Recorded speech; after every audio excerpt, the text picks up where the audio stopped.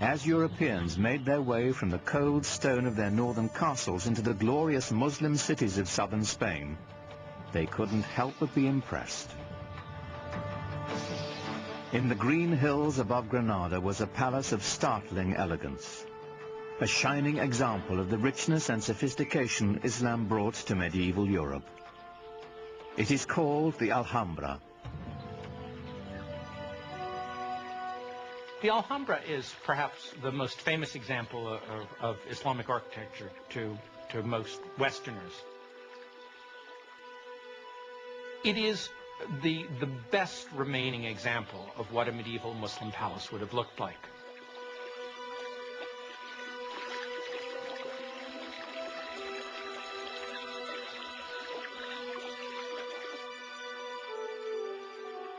Echoed in the finely carved geometric plasterwork and marble pillars is a vanished lifestyle of extraordinary luxury.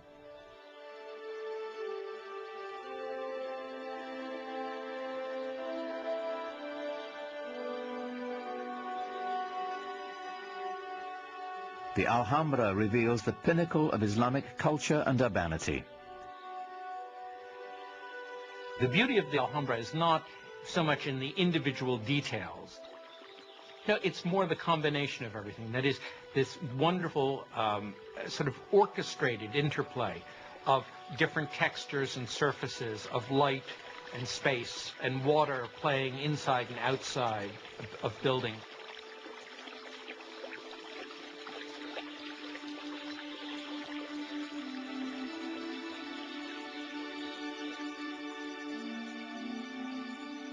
It's almost like a symphony of different elements that are very carefully brought together to provide exquisite enjoyment.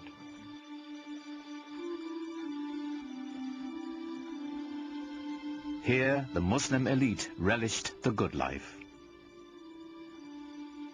Reposing on lush carpets, surrounded by perfume and music, the privileged few debated the nature of God, the subtleties of Greek philosophy, or the most recent mathematical revelations from India, while they dined on spiced delicacies served on Chinese porcelains. They strolled the grounds through gardens irrigated by complex gravity-fed water systems.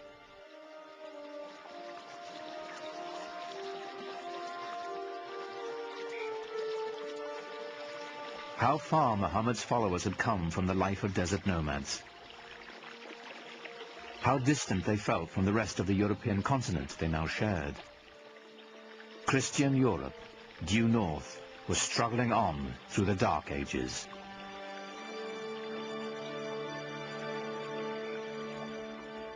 But at the dawn of the 11th century, a tragedy in Jerusalem would put Muslims and European Christians on a collision course. Jerusalem was ruled by an Egyptian caliph, an infamous man named Al-Hakim. Al-Hakim was certainly a deviation from the norm. Clinically speaking, I suppose today we'd regard him as a madman, as someone who was simply insane. For 200 years, Christian holy places in Jerusalem had been respected and protected by Muslim rulers. In 1009, the Egyptian ruler Al-Hakim broke with that tradition. He ordered the holiest church in Christendom destroyed. And horror of horrors, he burnt down the Church of the Holy Sepulchre in Jerusalem.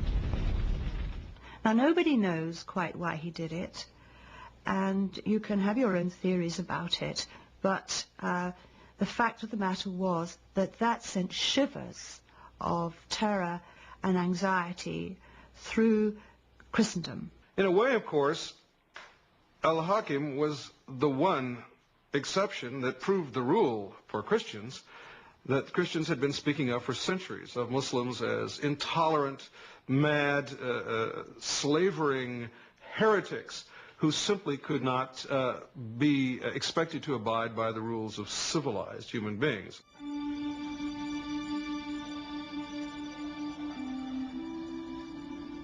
The fact that Al-Hakim's successor rebuilt the Church of the Holy Sepulchre. It was done by 1048 with Byzantine help. Didn't cut any ice. There was this perception now that things were not going well in the Holy Land. In Europe, anti-Muslim sentiment simmered. By 1095, it reached the boiling point. Pope Urban II spent most of that year traveling through France, imploring his feudal lords to unite in a campaign of bloodshed. Hasten to exterminate this vile race from the lands of your eastern brethren, the Pope demanded. Jerusalem is the navel of the world. She cries out to be liberated. Christ himself commands it. So we've got a merging or a coming together of military service and religion, which served the purposes, if you like, of a pope who in 1095 made his famous call to crusade to rescue the endangered holy places in the East, and in particular Jerusalem.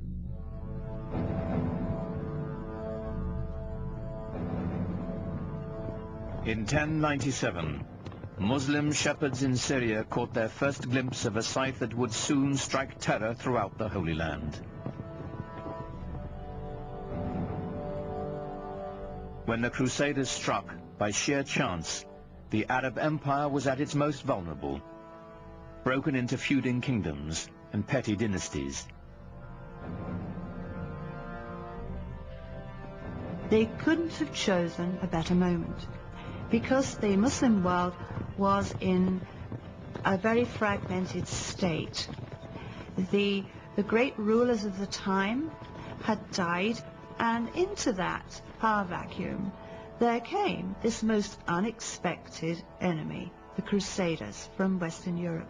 Who would have thought that a new enemy would come to the Islamic world from that unexpected quarter? It was completely unprecedented. It was a real surprise. The Muslims didn't really know who they were. They thought they were just another lot of Byzantines who were coming, as usual, to be a nuisance and fight on the borders.